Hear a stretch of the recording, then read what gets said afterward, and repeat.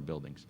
And I'm sure that anybody betting on new development's probably looking very carefully before they put that shovel in the ground. But, you know, if it is a soft landing, boy, those fundamentals you're talking about of no new construction, that works in the favor of new development. So, you know, we're at that point where it's going to go one way or the other, and a wait and watch, because nothing radical is happening in office buildings. Very little is getting built. Very little new will get built unless you've got the financial backing to be able to pull it off, except in markets like Houston where radical job growth is occurring. And I couldn't agree more. You know, 7 years of a soft landing is going to be a disaster for the office building. 4 years of a soft landing is terrible. So it's really time to just patiently watch, even for 4 or 6 months, at least for our company it is. Was that question somewhat rhetorical? Do you have a perspective on this?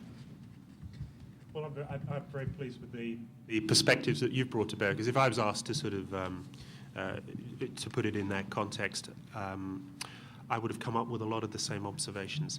I think there is a risk of underestimating the degree to which the demand side for all commercial real estate in many parts, but not all, of the US will be significantly lower than people currently think, which will mean that some of what looks like an attractive deal now actually won't be. And that the pricing is likely to look a lot better a little bit further out. Hence my observation earlier about sort of, I'm not prepared yet to call the ING sort of guns around this direction and fire them this way on a global basis. I mean, clearly with domestic capital we would be focused here in any event. That explains some of ING's debt quotes I got recently. Possibly, yeah, possibly. But I think when it comes, the story that says fundamentals didn't get overbuilt this time, and that in many of the markets it's much better positioned. And in fact, because of the delay in construction of a number of properties that will now take place, they're pushed further back. Then the conditions are set for really what I think is a quite rapid recovery. And I think if I look across the world, the most dynamic, flexible economy and real estate market is here. So when the swing comes, it's going, and on a global basis, it's going to follow on from that, I think. But when the swing comes, this will be the place to be first, and taking advantage of the upturn that follows from it. The question is calling when to do that. Yeah, I think from our perspective, if you kind of peg the things that we're looking at right now, you know, buying at the 60 or 70% level in a capital stack of debt, where you can generate equity-like returns by taking that piece, and you feel comfortable that, hey, if the other shoe hasn't dropped yet, you're at least protected. That feels good. Buying residential land where you're paying 10 cents on really the infrastructure costs, you're getting the land for free that someone's already put in for you, that feels good if you have a long enough horizon to wait it out. May get lucky, it could be back in 4 years, but that's not how you're underwriting it. So you start, you know, kind of walking through those, and I think we agree. We have not bought, although other than a couple very small assets in specific targeted markets, we've not bought any physical assets since, I would say, May of last year. And, you know, part of what we're seeing is the thing that corrected first was residential. It's still kind of correcting. And so we kind of feel like getting in early and bulking up on those lots is the right thing to do. But we agree in terms of everything you've said, more maybe based off of just the inability to buy anything that you'd like to get your hands on in this environment because you can't get the debt. So we all may be forced to wait until the lenders kind of say, you know what, it's time to be back in business, at least from our perspective and how we buy things. So it's an interesting play to kind of to see how it pans out. I would say this though, you know, interestingly, if you look back through the crisis that we've had in real estate over the last however many cycles you want to go through, one of them has been very long and drawn out, and that was an S&L crisis in 1989 through 92. That was really driven by the banking side. but also a just rampant, horrible fundamental market side at the same time. If you look at what happened in 2001, there was also building that was ramping up, nowhere near the level that you saw in '89 and '90. It took maybe till 2003, especially in some of the hardest hit technology markets, for things to really start to bottom out and turn.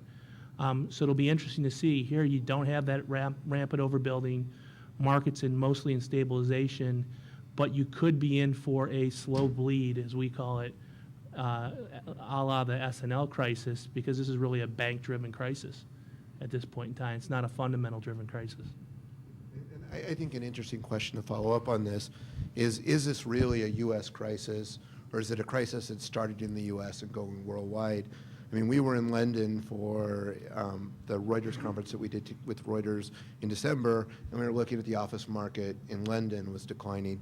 I was in Japan last month, and it's very hard to get a loan on a major property in Japan today. I was in Singapore, and the housing market's starting to decline.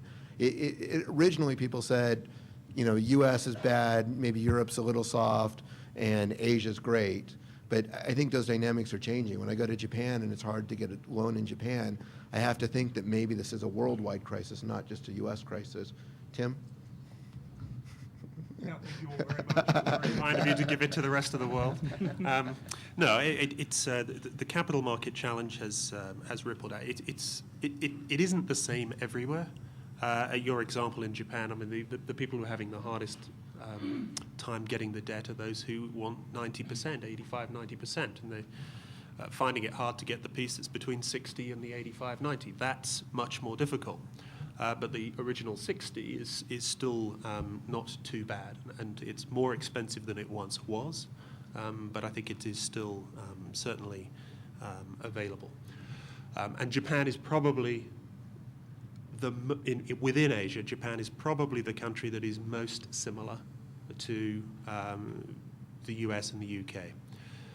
In terms of how this event, this capital market crisis has rippled around the world, it may have started in the US, but by the time it got across the Atlantic, the wave was a lot bigger, and it hits the UK very hard. The pricing is corrected in the UK very substantially already, and the outlook is probably for another year or 18 months of falling capital values, and they're down already by anything between 15 and 20%, and projection of sort of a decline full year this year of something in the region of 10 to 15%, depending on your property type.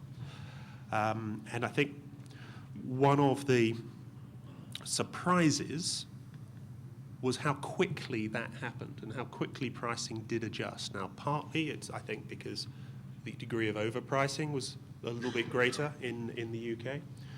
It's partly because there is a practice of a lot of retail investor funds that are marked to market on an almost daily basis, with valuations done every month, with activist valuers, if that's a term, active valuers who are making judgments on value without waiting for the transactions to fulfill the prophecy, helping the process to adjust. And I don't think anybody active in the market suggests they haven't got it right, but they didn't wait, and didn't wait for the evidence of a transaction that demonstrated it. They marked it down. And a number of those things. But the consequence there is that the economic outlook is now much weaker as well. The second shoe is dropping, and the UK returns are not looking promising for at least another 18 months.